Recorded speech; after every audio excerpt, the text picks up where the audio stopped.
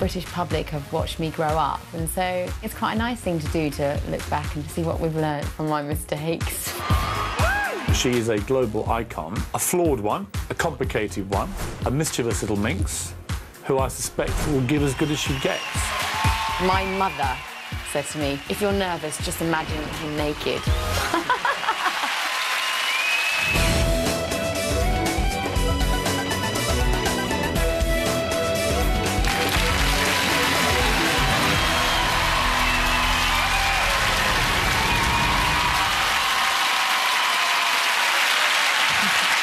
You were voted, at the height of the Spice Girls' success, Britain's favourite Spice Girl. You got a third of all the votes. Do you think you were the best? I wouldn't dare to answer that and say I just couldn't. You wouldn't dare to answer it? You'd dare to do anything? How can I... I just think that would be just so cocky to think I was the best. Dog? Were you the number one? No, I never thought I was number one. I actually thought I was always number two. To who? To Emma. Really? Yeah, because I think Emma was much easier to like. She doesn't ever offend anybody. And I think, although I think I can communicate well with people and hopefully they identify with me, sometimes I would put my foot in it a little bit more. So, but that is very flattering to think, you know, that I was the most popular. Emma won. Yeah. You two. Oh, God. Go on, who's three? I couldn't Oh, you say. can't stop there. No, no, no. We now have a pecking order, a ranking of Spice Girls. Who's third? It'd be according to what dolls were left on the shelf. Come on, who's third? Posh, scary, sporty. I think that's probably sporty. Sporty? Yeah. Do you know what, actually, I always refer to Victoria, which is quite nice. She, you know, she'd get this kind of very black or white feeling, either absolute adoration or not. She knows that she's like Marmite. You love her or hate her? Yeah. Which do you do? I absolutely love her. The girl that I know has got absolutely nothing to do with what I see in the media. She's... But at the moment, she's not even in your top 3 Spice Girls. That's talking about the image, isn't it? The doll. Who's fourth? I couldn't say. I'm going to leave it at You that. can't leave it there. We've now got the top 3. It's either Mel B or Posh. Oh, my God, I'm not going to say the least. You were all studying these charts. No, we weren't. Yes, you were. You'd mow each other down in hover-mothers if you got a chance. No. You It's were, not you true, were. actually. You were competitive. Do you know what the funny thing about us, what I really learned, is that when the world was against us, we were the tightest, actually. It's a bit like family, that we're allowed to kind of criticise each other, but nobody else was. And if anybody was attack us, we'd be like a rock. And I actually do feel fiercely loyal. I want to defend them. So, yeah. Who was the best looking? Who had the best face? I think probably Emma. Emma? Emma, very pretty. Most beautiful, you think? She's, yeah, I think the so. prettiest? Yeah, prettiest. You know, Mel B, I have to say, she's absolutely beautiful, but I think she's more beautiful off camera. The camera never did her Face for radio? Yeah, no, she did... the camera was... never did her justice. She's absolutely gorgeous, even more gorgeous in real life. What would be the asset she has, which is better than the other 4? We're trying to design the perfect woman from each of the Spice Girls. We've got Emma's face. She had great boobs. I think we know... Well, you'll be, surely. You were voted Britain's best breasts. Was I? Yes. Apparently, the most popular breasts in Spice Girls were yours. Wow. You can read my mirror. And unlike the others, we have actually seen yours. Thanks to your early glamour career. So I can confirm they were magnificent. Thank you. So you're definitely getting the best breasts. So we have Okay. Emma's face, your cleavage, Victoria's legs. Victoria's legs. Yes. Fantastic Oh, pins. I would say Melanie's bottom. Melanie's bottom. She's got an amazing bottom. This is Melanie B. B. Yeah. So what's Melanie C offering us? I would say I'd take her eyes. Right. And she has a lovely torso. And whose brain are we going for? Mine. That's your Victoria's. Do you think you're the cleverest? It depends what you define as clever. Because sometimes you could say that Mel... If you all play Scrabble, who would win? Ooh, I think I studied more, OK? I've read, I'm more into... I think they'll agree that I've read a lot more. I love books. You're more intelligent. That doesn't mean you're more intelligent. There's all different types of intelligence, because I think Mel B had a very instinctive, you know, maybe it's not through, you know, academics, but she had very instinctive intelligence. And Victoria had a fantastic business sense. I have to say, I loved being a band with her, because no one was ever going to rip us off with Victoria in the band. She was so good at it.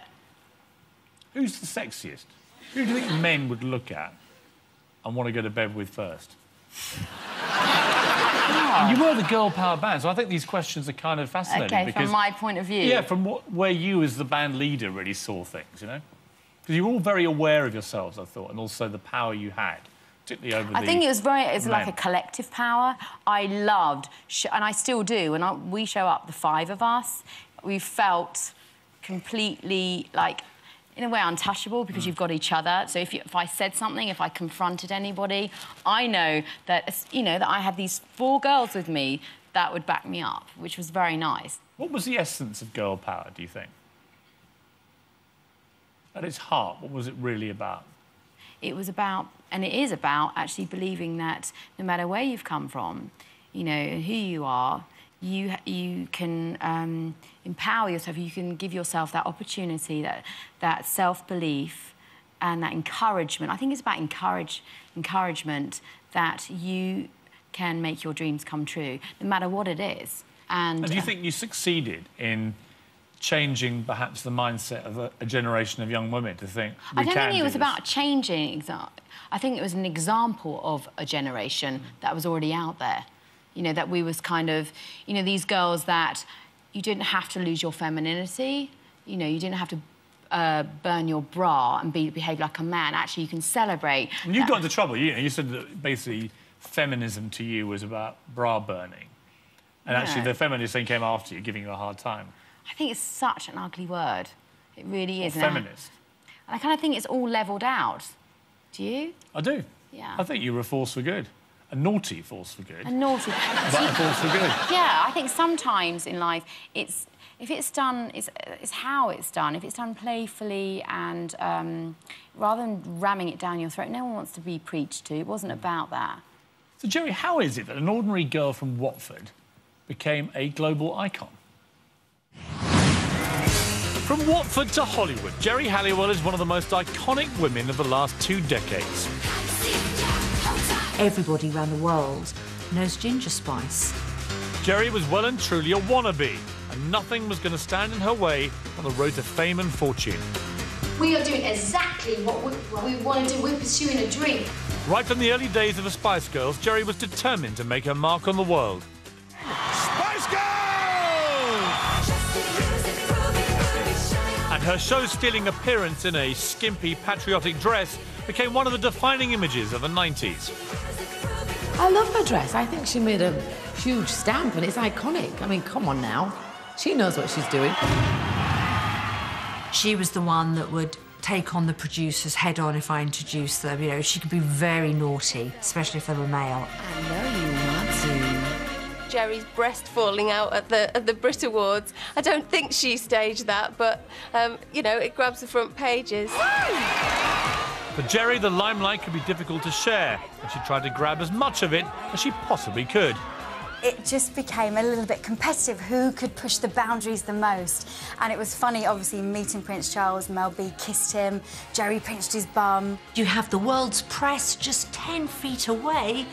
She couldn't help herself. But you know what? I think you're very sexy. Oh, no!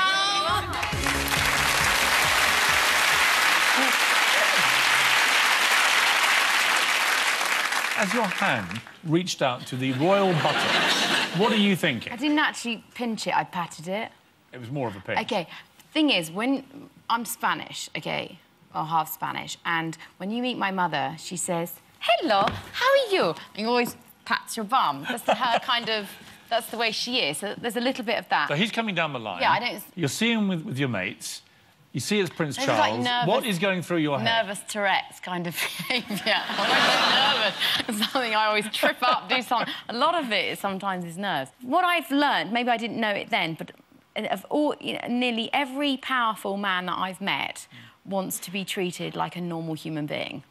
They're so... When you're head of a company, whether you're the King of England, whether you're so used to telling everybody what to do and everybody, like, kissing your bum. Well, did you quite fancy Prince Charles?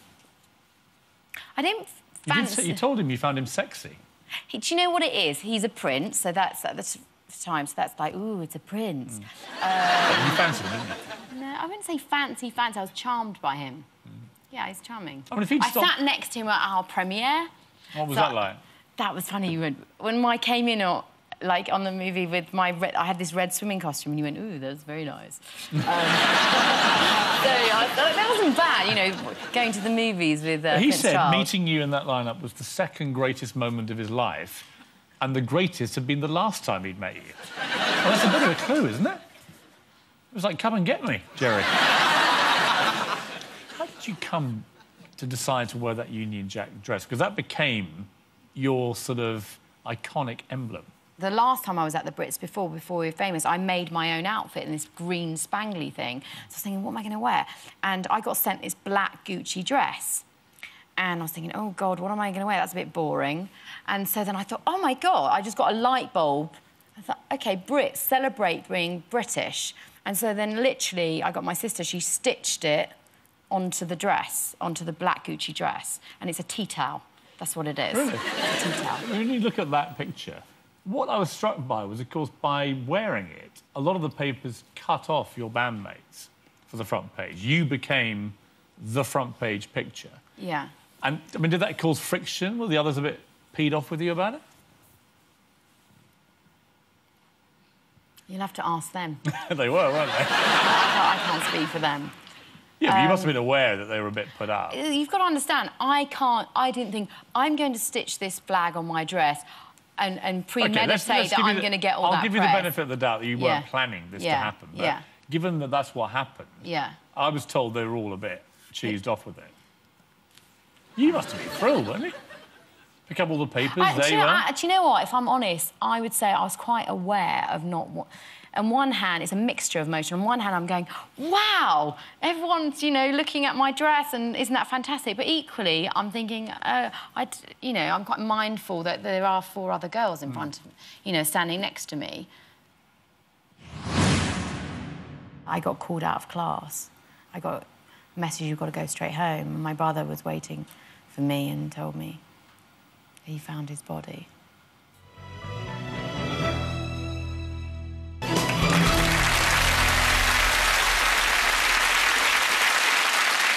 You've been refreshingly honest about, from a very early age, being desperate to be famous. You craved it. I think it was craving attention. And also... The fame as well. Because I had this kind of illusion from... I think I was brought up on American television that, you know, if you become famous, everything's going to be fine. You will not have a single worry ever again.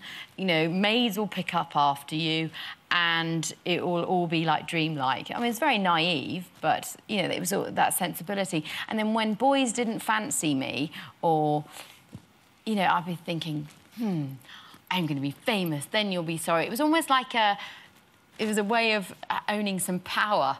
I want to take you back to when you were 6 years old and you said you felt kind of unloved, that there wasn't much attention put on you, really. The way I got my father's love was when I sang and when I danced. It's quite interesting, I think, studying your parents. You know, your mum was Spanish. Yeah. Worked incredibly hard. Yeah. As a cleaner. Was working, you know, 14-hour days Yeah. and so on. But she didn't want you to become a star. Yeah. Your dad didn't work hard, but, crucially, loved the idea of you living your dream. My father was much more artistic and into politics. He was very well-read. He loved all of that old Hollywood.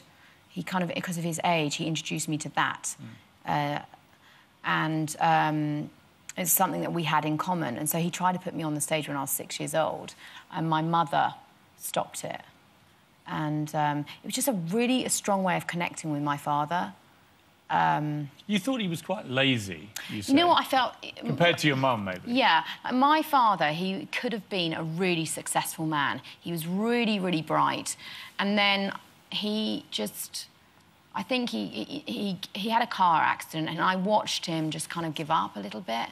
And so I watched my mother work and work. From the day from 6 years old, my mother was I used to go with her. She was cleaning people's houses. So I just watched a very strong woman. I think my career, a lot of the time, was driven by my father's almost vision with my mother's work ethic, I think. They split up when you were 8 or 9 years old. Yeah. And, I mean, you had no money, did you, as a family, on either side, really? How poor were you, would you say? I think it's all relative, but I felt different, I would say, to the children in my own class. Why? I could feel the difference. I just feel like... certain things, I felt quite embarrassed of... you really want to fit in. It would be just small things, like when I bring my packed lunch in, I could see that, that other people's... they have crisps and things like that. My mother would never... She couldn't really afford to buy things like that. Or I remember being very young, and a lot of my underwear and things like that were bought from a jumble sale. And my mother did an incredible job bringing us up, but I could just feel the difference. I had no elastic in my knickers, and I just felt... You felt the odd one out, really? A little bit, yes. Your mother, Anna, wasn't that keen on you becoming a star, but she was to be disappointed, wasn't she? I was dancing when I was 12. Jerry grew up in a modest 3-bedroomed house in Watford.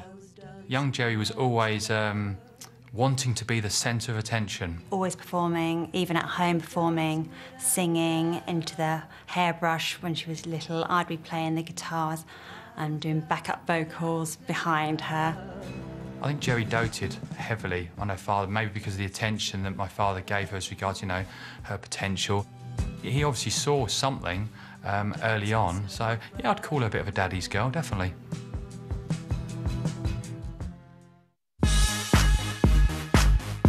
But by the time Jerry left school, she'd become a bit of a handful. When Jerry was a teenager, she went a bit wild. Jerry used to disappear maybe for a day or even longer. She'd go on a rave, and these raves would start at 11 o'clock at night, and they'd go right the way through the night to the early hours of the next morning. Everyone used to go to a pub called the Game Bird, which is obviously no longer there. My memories of Jerry were standing on the pool table, dressed in an all-in-one silver catsuit, jumping up and down, being as loud as ever, and everyone knew Jerry. Jerry soon found herself a job aged 18, podium dancing in nightclubs. She was never scared of showing a bit of flesh, but who can blame her? She had a great figure. Always looking for a way to turn heads, she soon graduated to glamour modelling. I remember being a little bit concerned, stroke slightly horrified, thinking, well, where's this going to lead? Those are the sort of pictures you see that bite celebrities later on in life. So she obviously had the foresight then that she wasn't going to do anything apart from boobies out. It might have looked like Jerry was going off the rails, but she definitely had a master plan. Fame by any means necessary. This is the fashion police, and baby, you're busted. A break came as a game show hostess. It made her a household name. In Turkey. Just as Jerry's quest for fame and fortune was gaining momentum, she received some terrible news. Her father, who'd always encouraged her to follow her dreams, had suffered a sudden and fatal heart attack. Yeah, she was absolutely devastated, as we all were. She went into shock. I don't think she could believe it. None of us could. And it was so sad that he never got to see her as a massive star.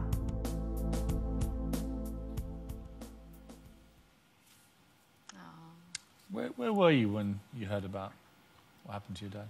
I was in class. I'd gone back to study. I was studying English literature, and I was studying, and I got called out of class. And my brother said, "You've got to come." I got a message, "You've got to go straight home." And my brother was waiting for me and told me he found his body. You're all very close, obviously. Yeah, it kind of makes you closer, I think, as brothers and sisters when you lose a parent. Do you miss him, your dad? I'm absolutely gutted sometimes that I don't have a father in my life.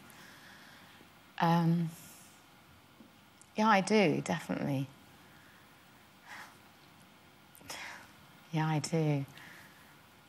Sometimes I think when I'm confused about, you know, my what decisions to make in life, I wish I had that like fatherly role model to guide me. It took me a long time to grieve for him as well, because going straight into the Spice Girls, sometimes I don't think I would have been famous if it wasn't for my father's death, because the pain of it was so painful. And you know, in the Western world, when somebody dies, we don't have that. We're so formal. Nobody knew how to comfort me, and I didn't know how to express it either. It's that stiff, you know, we could just get on with it. And so I just turned all that pain into that, like, right, I'm going to make it. And I was almost militant with the girls. I know that looking back, I probably wasn't the easiest person. And it wasn't until I left the band, I think that's when I started to really feel, you know, how much I missed him. I think you'd be very proud of you. Thank you. What I loved was the Turkey show that you did. What on earth was that all about? It's called Sesh Bakalım, Let's Make a Deal. So during the week... Yes, but hang on. What are you doing in Turkey? I know! Doing a weather girl routine. I mean, what was... How did that happen? It's basically, it's like a game show where you would just win, you know, kitchens and things like that. And so I was studying during the week, and then I'd fly out there, and I just have to go... Oh, sometimes I'd have to say something in Turkish and I just write it on my hand and go blah, blah, blah, blah. I signed my first autograph in Turkey. Then you moved on to nude photo shoots. OK, on that, how it wasn't exactly like that. It was, I got into a modelling agency from doing this dancing. I had a friend, she said, oh, you know, photographically, you could work as a glamour model. So that means, a glamour model means that you don't mind showing in a tasteful way, you would do a bum cream, or so you don't mind showing a bit of flesh in a tasteful way. I was like, oh, OK, then. You could earn £200. I was like, oh, my God, really? So, anyway, but to build up your portfolio, what happens is the agent sends you off to a photographer, and so you'll do a nice headshot or something pretty. And they go, but in return, because you're not paying for it, you have to do some of his artistic shots. Ah, yes. And so I'm late teens. I've got no clue about protecting myself. Are you proud of those pictures now? Do you know, when I saw those pictures, I actually feel quite sad, because I kind of see the innocence and naivety in the face. It's not... I don't look at them and think I don't think they're empowering it at all. I'm not ashamed of them. So, Geri, all those dodgy jobs that you were doing did eventually pay off, didn't they?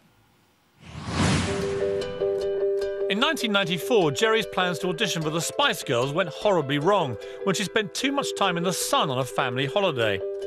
At first, I was quite irritated by her because, you know, she was sort of coming on the phone and the plans were all constantly changing with her. She couldn't make an audition, you know, she was coming up with excuses. But being Geri, she didn't allow a tiny problem like missing an audition to get in her way. I think I blagged it a little bit and just was a bit loud and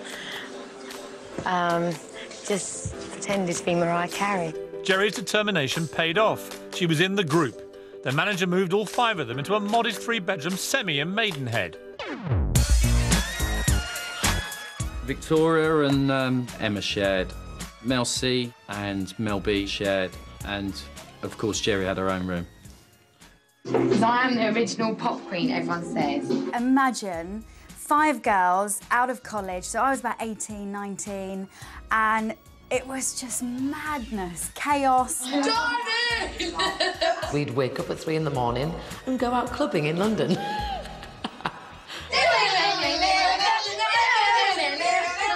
It was Geri who was impatient for success. You know, I'm just feel like time's running out, I've got to get there. She was a bit older than the other girls and was probably looking at this and thinking, well, this is the last shot at it, really. So, you know, she really had hold of it with 2 hands and really drove the project. I'll tell you what, there's millions of kids out there that want to be pop stars. Do you know what I mean? And we're actually taking steps closer and closer to a dream. The thing is with Geri, she's very organised, actually, and quite bossy. she kept us all in line. But you made things. I made that. Geri and Mel B had a very fiery relationship. I know I did. I think she forgot a bit, that's why. The thing is with me and Geri, once you put us together, which we were together quite a lot, but just me and her, there was no stopping. You know, it would actually be better for us two if Melanie was around, because then she'd go, look, you two, can you just stop? Me and Geri alone together, craziness. Yo, I'll tell you what I want, what I really, really want. Don't tell me what you want, what you... After 2 years of relentless rehearsal and a change of manager to Simon Fuller, their first single, Wannabe, became a #1 smash hit. I wanna really, really, really wanna zig a zig, ah. And the girls went on to conquer the world. If you wanna be my lover.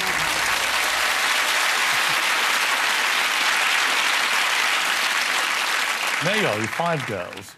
You put all this work in, but lots of people want to be pop stars, and then suddenly, bang, you're #1. And not just in Britain. This song goes #1 everywhere. It sounds... I know this sounds cocky, but I absolutely believed in us. I did. I really did. It was a very, very exciting time. It's hard to explain it and put it into words. Mel hinted there that you two stuck in the same room for too long would be not a good idea. The question is... You're never going to tell me, are you? It was an amazing feeling to have somebody that was as brave as you, that would absolutely... If I jumped off, she'd jump with me. That somebody that she had guts, which I really, really admire. It was such a nice feeling to have someone match you in that way. But obviously, you know, you can't get on all the time. So. What's it like when living with four other girls in a house? It must be tricky, isn't it? I think, you know, particularly in the beginning, I was bossy and very driven, which is probably a positive thing, but also probably slightly put pressure on the relationship sometimes. Because sometimes it's that fine line between friendship and business. Do you know what I mean? So it was always being crossed. You know, sometimes you just want to let somebody off the hook, but equally, we've got a show to do, we've got to show up. Does he know how important he was to you, do you think? He told me to go to a 12-step programme. And did you do that? Mm-hmm. Did it work? Yeah, it saved my life.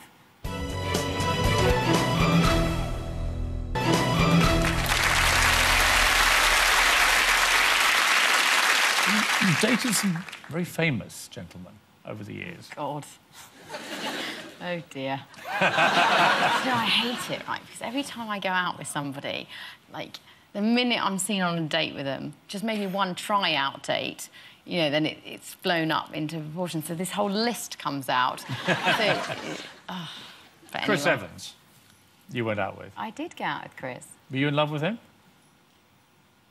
I was very excited by... I always loved Chris anyway from The Big Breakfast. I really admired him. So when I met him, it was very, very much... I felt like there was an equality about us. So I was very excited by it. So and he was a good, decent bloke. I don't know... I wouldn't want to measure the love there, but I do... Do you feel love for him? At the time, I think it was infatuation. Looking back, it was too short to feel... You know. Because he's a very exciting kind of guy, isn't he? And you are too. I can see it working. Do you know what? It was... You'd have had perfect little ginger children. I'm not real ginger, honey. What? I'm not real. That's terrible. There's a revelation for you. You're a total fraud. What are you, then? I'm just kind of like mousy brown. Really? Maybe I had a little golden fleck in there when I was a child, but not really a proper one. Mousy brown spice isn't quite the same thing, is it? It's not quite the same. I've been dyeing my hair since I was 12 years old. Different colours. It just so happened at that moment I was red. I'm sorry. Well, I feel like ending the interview there, to be honest. I know. Let's move on to... Let's make it easier for you. Let's move on to Robbie Williams. In love with him? I absolutely love Rob. Rob and I met each other at a really poignant place in my life. I just left the Spice Girls and I was incredibly lonely and nobody else on the planet knew how that felt except Rob. And so we were both I felt like we were both quite broken at the time and quite lonely. And it was very much more of a, I wouldn't say it was a romantic, it was more, I really understand what you've been through, and he understood me. Also, when I was really struggling, you know, with an eating disorder, and he really pointed me in the right direction of how to sort it out. Really? Yeah. In what way? He told me to go to a 12-step programme. And did you do that? Mm-hmm. Did it work? Yeah, it saved my life. Really? Yeah. So I'm incredibly grateful to him. Why do you think it saved your life? Because I think I would have ended up an anorexic, bulimic mess, really. I mean, I've read various things over the years about your eating problems. I wasn't aware it was ever that serious. When my father died, it really kicked it off. I stopped eating. It's a way of not engaging, and one of those things, you know, so you don't sit at family dinners. You don't. I just completely emotionally shut down. I mean, did you eat at all when your father died? Oh, I got down to under 6 stone. I was just eating like an apple and some, like, 1 apple and some coffee and some bean sprouts. I was very, very controlling. I'm quite a petite frame, so I'm curvy, so I can't carry a lot of weight. So when I was really tired, I'd comfort eat, and then the stress of thinking, oh, my God, I'm going to look fat on camera or something, then I'd go and make myself sick all the time. And when I started getting help, oh, my God, it was just... It takes so much. I admire anybody that reaches out and says, you know, I can't do this alone. And I think... Did you literally stand up and say, I'm Geri and I'm bulimic? Oh, God, yeah. And when you're famous... What's that moment like when everyone knows who you are? That's the thing, because even if you're not famous, we all want to think that, you know, our outsides look pretty, you know, and we're all keeping it together. So to admit when it's not going well, and you've got that fame, that, you know, that bravado, the ego, to kind of admit that you're struggling, I'm struggling... Did you find it humiliating at the time? The funny thing is, actually, it kind of brought me back down to earth and reminded me I'm just human, just like everybody else.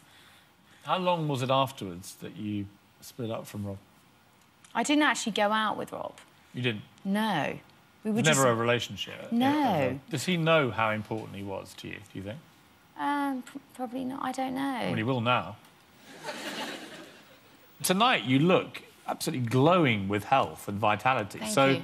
do you still have that inner doubt, do you think, about it? I think, for me, like, I've really worked on myself to have a healthy, you know, a healthy diet. I eat chips and chocolate. I don't allow myself to exercise as much.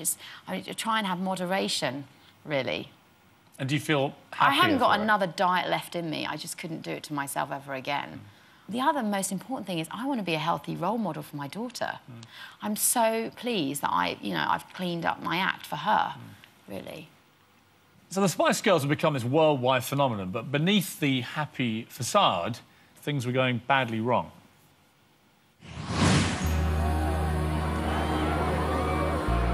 In the summer of 1998, the Spice Girls had launched their biggest world tour to date.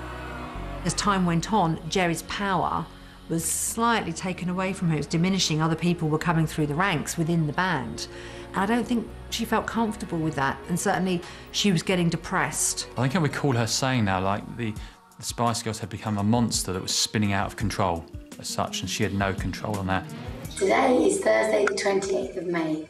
I'm in Paris, and yesterday I left the Spice Girls. Geri turned up at my door 2, 3 o'clock one morning in tears, let her in, and she's saying, it's all over, I need to leave the country, I need to get out of here, I need to get away. It was very difficult, and I didn't know she was going, and I was a bit like, oh. We'd made a pact, me and her, that if she wanted to leave, she'd tell me, or if I wanted to leave, I'd tell her, and she just left, like, all of a sudden just vanished. It was really, really upsetting for me. This is a message to the fans. Geri offered no explanation for her departure, and what she was going to do next was unclear. But she did say she would be back. I thought she was making a mistake. They were her best friends, they were so close. And I didn't know how she was going to cope on her own, to be honest. that point in her life where I think she was a little bit kind of confused and lacking direction and not really knowing what she wanted to do. It must have been very hard to sort of see this continuing success story going on. But help was at hand from her old friend George Michael, who, having left Wham at the height of their fame, knew exactly what she was going through. George rang her up and said, well, we had a house in Saint-Tropez, and he said, why don't you come stay with us? I encouraged her to not be Ginger Spice. So I'm like, we're going to get you some normal clothes. George probably helped her more with, you know, her career. In 1999, after just over a year out of the limelight, Geri made a typically show-stealing comeback performance for an old friend.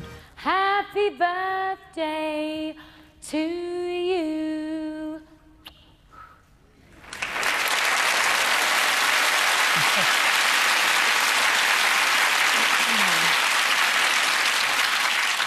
So, let's clarify this once and for all. Why did you leave the Spice Girls? Dun, dun, dun. Looking back, in hindsight, I was always labelled the leader. And also, I think at the beginning, I was very strong and they needed a stronger member at the beginning because the other girls were younger and they appreciated my strength. But naturally, as we became more famous, that's going to change. The others are finding their confidence and their own voice, quite rightly too. And so that dynamic's going to change. That was very hard to adjust to. And it was so big at one point, I felt it was almost irrelevant to us. It just felt like we were 5 cartoon cutouts. We could be anyone standing there. I felt like the job was done. Do you know what I mean? I wasn't really needed anymore. And there was definitely friction the way the relationship between Melanie and I, she knows that. And I found it increasingly difficult. And amalgamation of that and being tired, I kind of threw in the towel. I said, OK, I give up. You know, maybe the balance of this band, you know, I don't fit in anymore. Mel said you had a pact, which you went back on. I don't remember that pact. Quite emotional saying that, yeah, as if you'd let her down. I think I was just, you know, it was very emotional. I was very cross. I was asked to do an interview for breast cancer care.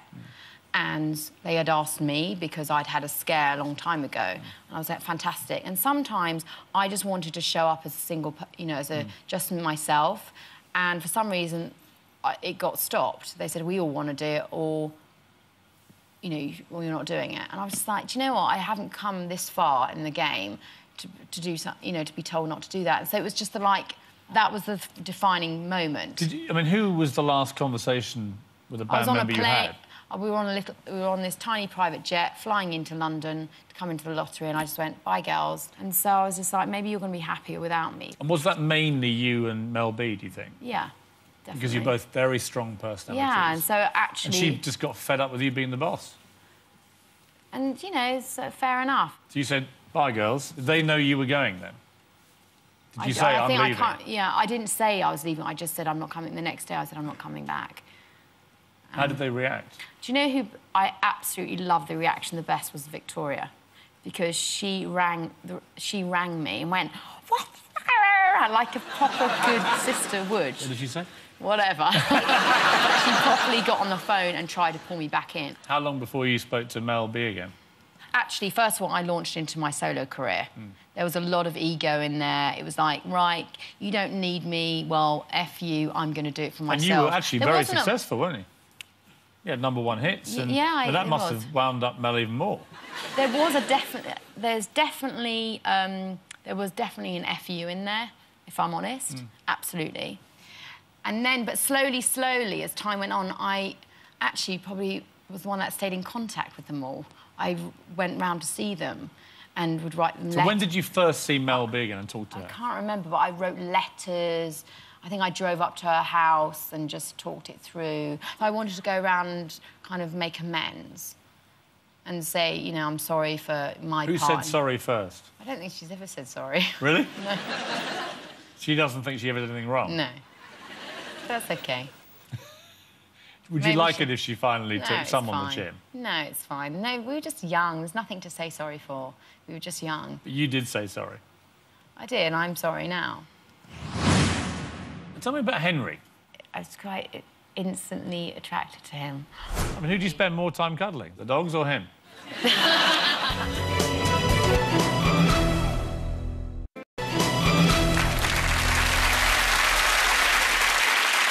You sold 12 million records as a solo artist. Mel C was second with 10 million. Mel B third. Emma fourth. Posh last. OK. What do you think of that? I didn't realise it was that, to be honest. I didn't realise I'd sold the most. And you want me to honestly believe that this is the first time you realised you'd sold more solo records? In that numbers, I did not know. Did you know you'd sort of sold more? I knew I had more #1s than everybody else. OK. Did I sound smart? I just sound smart. In 2005, you decided to put your solo career on the back burner, and something much more important came along in your life. In 2005, Geri became a proud mum to daughter Bluebell Madonna Halliwell. Bluebell is an absolute credit to her. She's such a gorgeous child, and Geri absolutely adores her. And she's a great, great mum. You know, she was having to get up and change nappies and feed and dress, and because she didn't want to just hand her off. I think she's got more compassion to herself now, so she looks after herself better, more compassionate about those around her. Bluebell's going through that spell right now where she just says what she thinks. Most of the time she says no. She doesn't want to do something. Her child is going to be the biggest success story of her life. Geri's also found happiness in her love life. I suppose I always believed that Geri would end up, she'd always find Mr. Right, but I didn't realise it would be an aristocrat. And against all the odds, she's also made friends with her former bandmates. It was a really good thing. It was lovely when they got back together. I was really happy for her. She always had guilt about leaving the girls, and I think it would have followed her forever. We want to thank you for believing in the Spice Girls and making our dreams come true. And last month, 13 years after she first wore that dress, Geri was back, picking up an award for the Best Brits performance of the last 30 years. I'm a bit shocked. First of all, I want to say a big... And still tussling for the limelight with Mel B.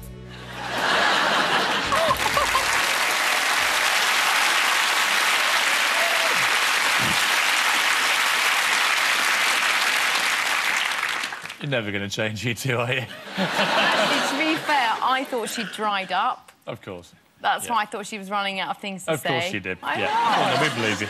We believe you. Now, look, tell me about Henry, who seems a delightful chap. How did you meet Henry? I met him on a beach. I was quite instantly attracted to him. What, he was walking along and you went, whoa! He just instantly got my attention, I thought. What, was he drowning, or what was going on? He just walked on. He walked on the beach and I went, no. You've been together quite a long time, haven't you? We have. How long? He's my longest boyfriend I've had in the last 16 years. Almost a year. Almost a year? Because when I was in the Spice Girls and doing my solo career, there wasn't any time. I just wasn't present. I mean, you wrote in your autobiography the following characteristics that the perfect man had to have. Yeah. Do you remember this? Yes. OK, is Henry these things? He's straight, right? As far as I know. Yeah. Yeah. We'll confirm with Henry later. And virile? Your words, not mine. Yes. OK, so he's virile? Yes. I love this one. Must be able to afford first-class travel with a healthy bank balance bigger than mine. OK, that sounds really shallow.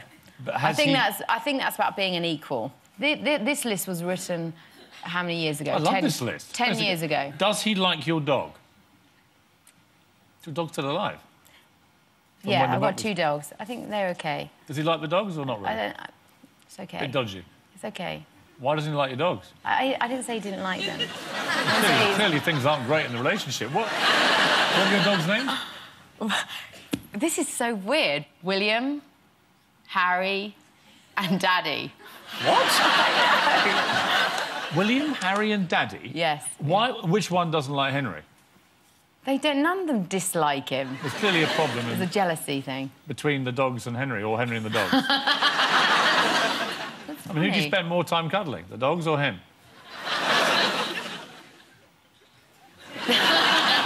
You have raised the spectre of there being a problem in this relationship between the dogs and Henry. There's not. I just suddenly thought, does Henry like my dogs? Well, you actually, the last one you wrote was, treats me like a queen, yet we're best friends. Yeah. Which I thought was rather nice. Yeah, that's nice. Does he do that?